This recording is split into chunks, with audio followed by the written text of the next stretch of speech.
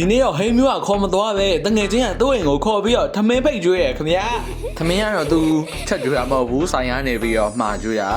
သကောထမင်းဝယ်ကျွေးရလို့တော့ပြောပါတယ်ဘယ်ဆိုင်ရဆိုတာလည်းတော့မှတ်မထားလိုက်ရဘူးသူ့ထဲမှာပါတဲ့စိတ်သားထောင်းကြော်ရဲ့ကြက်သားကြော်ရဲ့ကအရက်နဲ့မြည်လို့ကောင်းတယ်ဒါတော့ DJ ဖြစ်ပါတယ် DJ ငှားခြင်းဆက်သွယ်လို့ရပါတယ်ခင်ဗျာ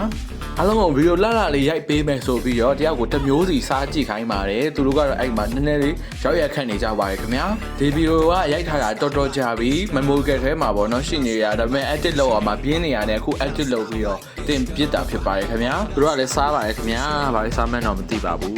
အဲ့မှာနင်တို့ရိုက်ပေးမယ်ဆိုတော့တယောက်ကကြက်ကြော်ကိုစားတယ်တယောက်ကမူရောထောင်းကိုစားပါတယ်အဲ့ဒီချိန်မှာကျမကြီးလိုက်စားတဲ့ညီမလေးကတော့တခါသီးလေးကိုစားပြပါတယ်ခင်ဗျာစားတယ်တကုံစားတယ်စားရင်လည်းမတငယ်ချင်းကတော့အရွက်တွေကိုရွေးပြီးတော့မှဖယ်ပြီးတော့အသားလေးနဲ့စားပါတယ်စားတာပါတော့သမင်းတွေကစိတ်သားကောင်းလေးကိုတော့တော်တော်ကြိုက်တယ်ကြက်သားကတော့ကြော်ထားတယ်ဆိုတော့ပျော့နေပြီသမင်းကတော့ဆန်နဲ့ချက်ထားတာဖြစ်ပြီးတော့အရွက်ကလေးလည်းစိမ့်ဆူလေးနဲ့စားလို့ကောင်းတယ်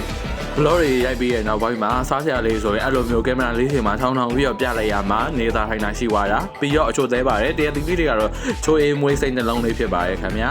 အဲ့ချိန်မှာတကယ်ချင်းတွေမောင်နှမတွေအားလုံးပြပပထိုင်စားနေတဲ့အချိန်မှာတော့ဖြစ်သူတို့ရဲ့ပိုင်ဆိုင်မှုလေးတွေပြချင်တဲ့အတွက်ကြောင့်ပြနေတဲ့အပြန်အလန်းချစ်ချင်မှုတူခွန်ကြွေးကြပါရဲ့ခင်ဗျာ